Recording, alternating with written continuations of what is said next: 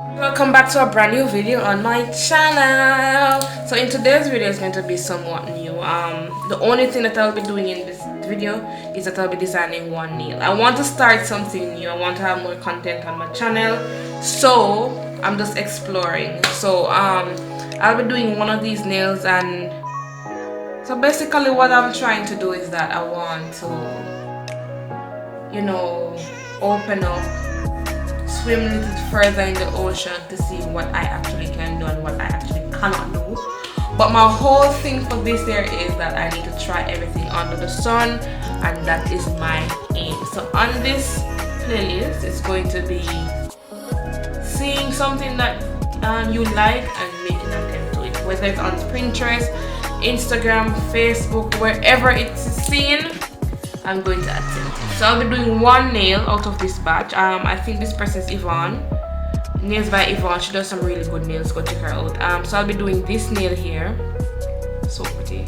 I don't have everything that she has, so I'll be improvising.